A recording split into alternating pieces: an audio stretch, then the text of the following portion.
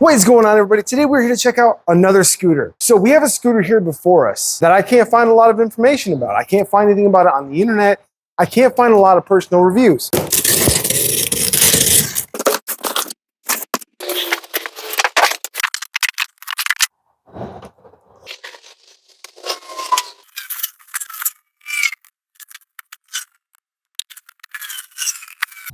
Okay, so starting out, installation is not too bad, but we are running into some small starter issues. First off, this is the Allen tool they send with it. What's nice, they also send this handle. So the way this handle works, you drop the Allen key down in it, lock it in with the finger or your hand, and it kind of gives you an extension, or a better way to tighten these bolts. Small issue though, this Allen key isn't quite the exact same size as the opening in this bolt. Here, we'll try to get it on camera. See how I can wiggle this? These aren't stripped out. I was very careful. But if you're not careful and you cross thread this and you try to force it in, you're going to strip these out. So be very careful, or possibly use your own Allen tools on this one. Now, just testing this on a couple of the other ones, it does seem to kind of have the same wiggle. I'd like to see a tighter fit on that. Not the end all be all. You're going to put these screws in one time and be done. Just be careful with that. Now, another cool aspect to this multi-tool they sent you, it also has two different size Allens on it, which are no doubt going to be used to tighten and loosen other things on the scooter, like these main bolts down here. Now this one, there's no wiggle in this one. That one's solid. So if that one's good, maybe it's just the Allen key that I got. All right, with it built and the minor discrepancies out of the way, let's talk about specs. This thing comes with a 500-watt rear-wheel drive motor. So it's a 500-watt rear motor coming in at 48 volts. A couple of the quality assurance things we're going to notice here is this sticker. That is one of the reflective stickers that I believe goes right here. And I didn't put it there. I actually just noticed. Again, these are just small things that sometimes happen, but it'd be better if they had a quicker look at them. Now, they did tell me this is one of their newer scooters. Originally, they were going to be selling it at $12.99. It's currently on sale on their website for $7.99. So that brings this in $150 lower than the Awesome Leopard. All right, so this scooter here claims a max speed of 50 kilometers per hour, or around 31 miles per hour. Now, we are definitely going to test that out. Realistically, not many of the scooter companies we test out really get near there. They get within 15% or so, so I'm very curious to check that out. But with the build quality that I'm seeing so far, if it comes anywhere near the specs that are registered, this is going to be a great deal coming in at $800. All right, so next up, you guys can see we have some 160 millimeter disc brakes. They look really nice. Next up, we have some very meaty looking 10-inch tires. Here in the front, we have one of the dual Mantis swing arm shock absorbers. And coming down the side here, we can see there's another one back behind this plastic cover right here. And there is the 500-watt 48-volt motor. And right here, you're going to have your charging plug with a nice little rubber gasket. All right, so the included charger is a 54.6-volt 2-amp charger. You're looking at probably 6 to 9 hours to charge, roughly, from dead. This has a 15.6 amp hour battery inside. Now, out of all the scooters we've checked out, every single one, even the bike, they all have the same general idea. The neck folds down, and some kind of clip or clamp from back here grabs something back here. This one appears to be in the front, and I haven't quite tested it out yet, but I'm very curious to see how well this one works, so let's try it out.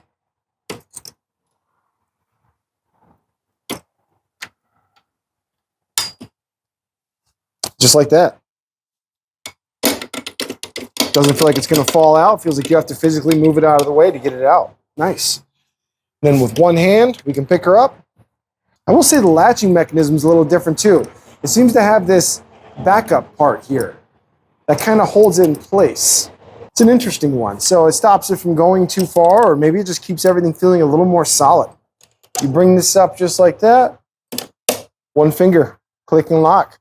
In order to release the latch, you're going to use your forefinger here, pull up here, and then click it back out. So in order to turn it on, you have a power button right here. If you click it once, the lights come on. Check that out. But if you hold it, power comes onto your screen.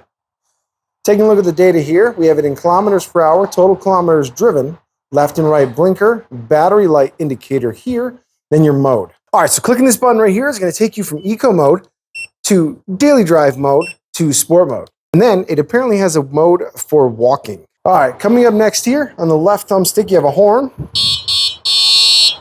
Then you have your blinkers. Checking out the blinkers back here. They are nice and bright, very clean. Along with the blinkers, we also have the brake light, which will flash when used. There is no doubt in my mind I will be testing this at night. I want to see these headlights because the more I've started to ride these scooters and the more I've used them to get around and play with them, the more I realize how important it is to have a nice headlight at night. All right, we're here just doing a light test at night. Now, I've got the tape measure set out there. You guys can't see it much here, but you're only getting about 11 feet of range. Now, it's actually a pretty bright light, and this thing would shine a lot further if they used a slightly different design. Now, just for a better look at this too, here's the blue lights at night. They do look really nice. I actually quite enjoy those lights. We'll get a second shot at the blinkers here. The blinkers are actually brighter than the tail lights.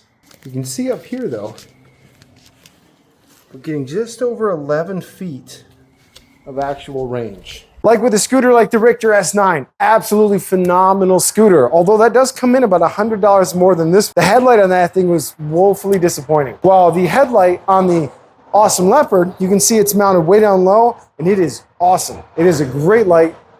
It is super bright, it's crystal clear. So far, my favorite, honestly, my overall favorite scooter for now is still the Awesome Leopard to this day. Make sure to go check that video out if you guys haven't seen it yet. Okay, so that mode, that looked like a walking mode, it puts it at walking speed. So if you want to walk alongside your scooter without pushing it, hold the throttle down, and it goes at about that speed. This is not a kick and start scooter. This is a go when you click it scooter. So as soon as I click, she's going. Now that just spun the tires in eco mode, so I'm pretty curious to try this thing out. Let's go get this thing up in the truck. Let's head into town. Let's find a good place and go take it for a test drive. This thing is going to be tested out on the trails today. That's something I haven't done a lot of with the previous scooters because a lot of them aren't quite made for it. But I think this one is. Come to this spot right here. Just move this.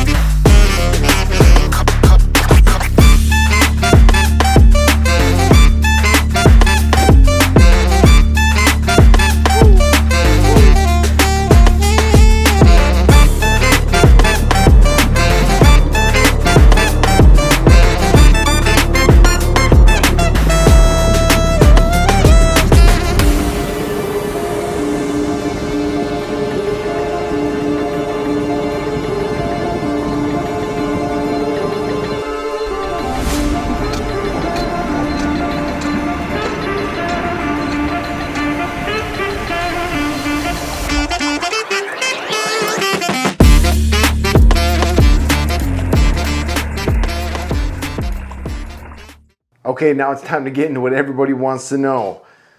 What's the thoughts?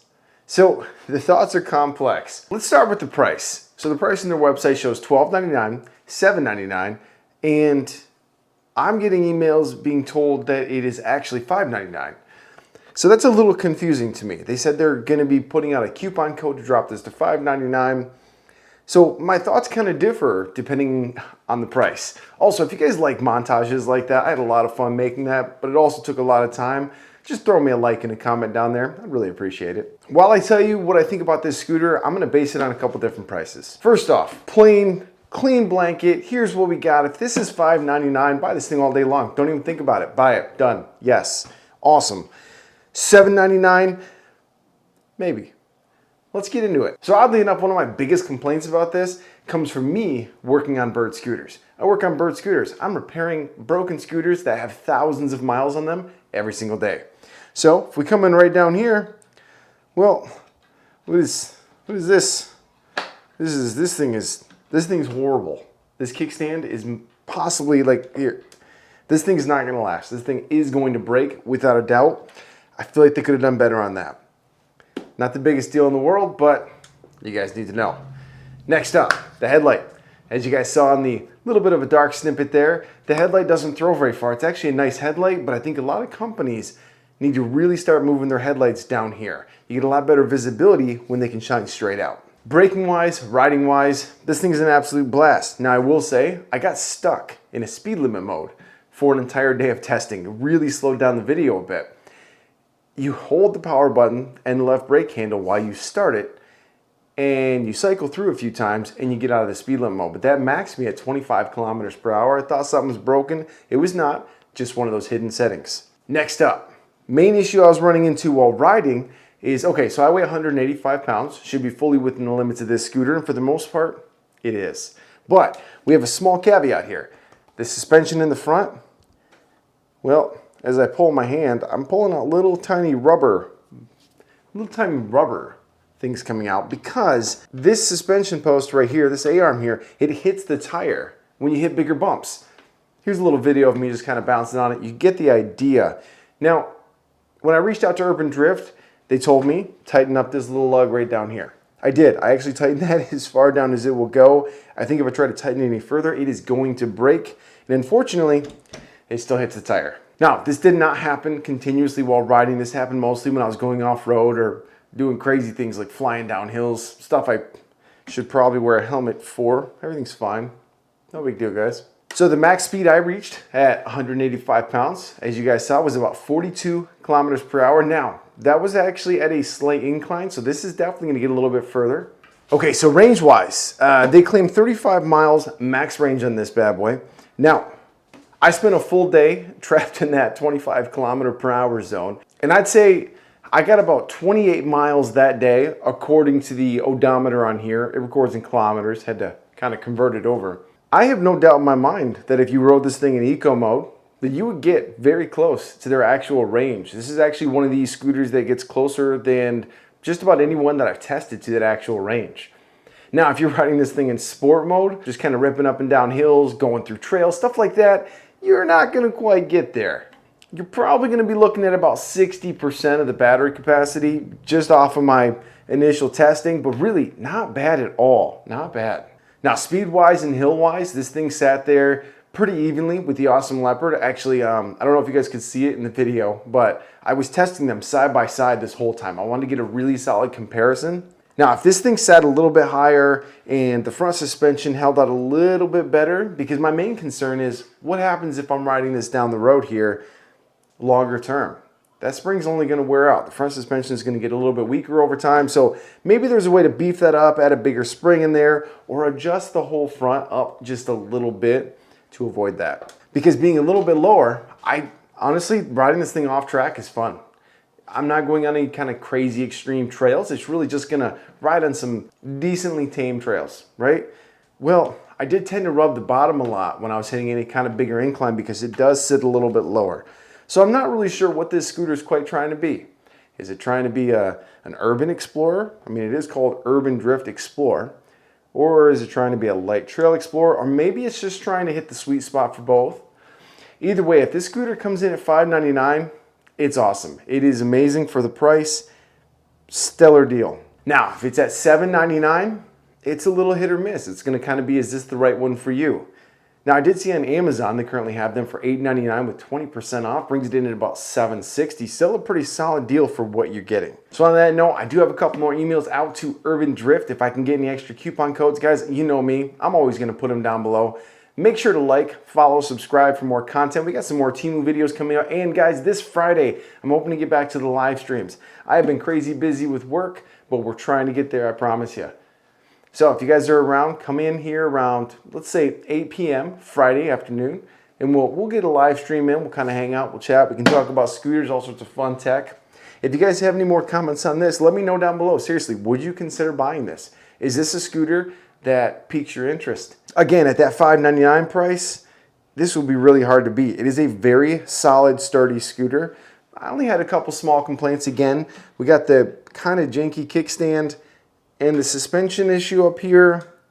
I'm just more worried that it could become an issue long term. But anyways, guys, let me know what you think down below. Seriously, your comments are awesome. I always appreciate it. We have an awesome community here on the channel. But until then, we'll see you guys on the next one.